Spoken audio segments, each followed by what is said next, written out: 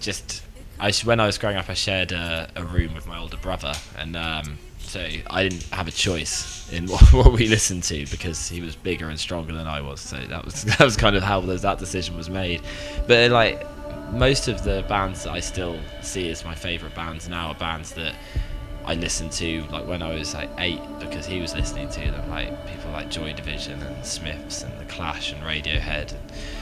And it always ended up putting me in a slightly awkward situation when I was at school, and I'd kind of be like 11 and walking around listening to stuff like that, and everybody else. I remember everyone was listening to UK Garage at that point, and I wasn't very interested in UK Garage. I'm more interested in UK Garage now than I was then, actually. But yeah, so it's kind of, that was a huge thing for me, was the kind of influence of having that kind of older, kind of sort of maybe more aware character.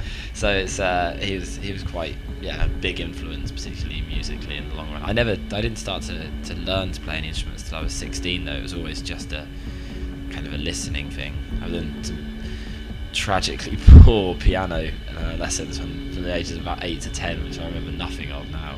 My dad was telling me the other day, he bought me a Tangerine Dream record, and he said that it was what he used to play me when I was a baby, and he was walking around the old house that he used to live in.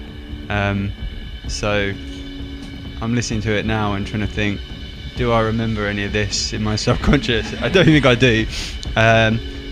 Aside from that, I just remember him just playing records, and that was kind of what got me into music, through initially listening to the same sort of stuff as him.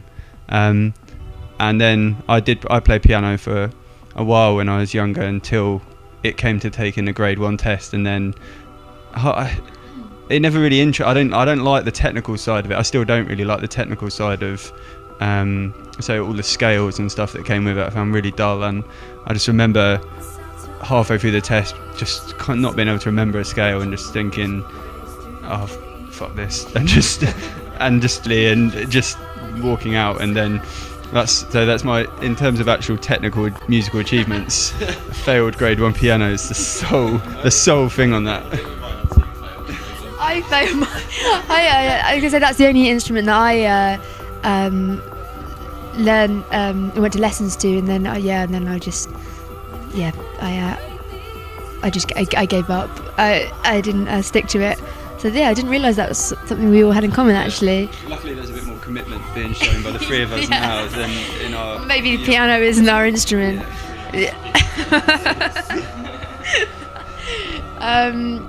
My parents aren't huge music lovers, really. Apart from listening to the Doors and Leonard Cohen on tape in our car, which I thank my dad for, but he's got some terrible taste in jazz that I can't get on board with. I never have. But similar to Daniel, actually, when I was just started secondary school, and then I discovered Radiohead, and then everything changed. And as cliched as that sounds, I think, but I listened to OK Computer first, and I thought, wow, this is what it's about. And then that kind of led me on this little investigation into other music like that, and then discovered PJ Harvey as well, and then that was it, really. It was a really new thing. Like, it was again, music was always something I've always been hugely interested in and loved listening to. And I kind of messed around with an acoustic guitar, and kind of I'd always written kind of diaries and journals and poems when I was younger, and full of teen angst. And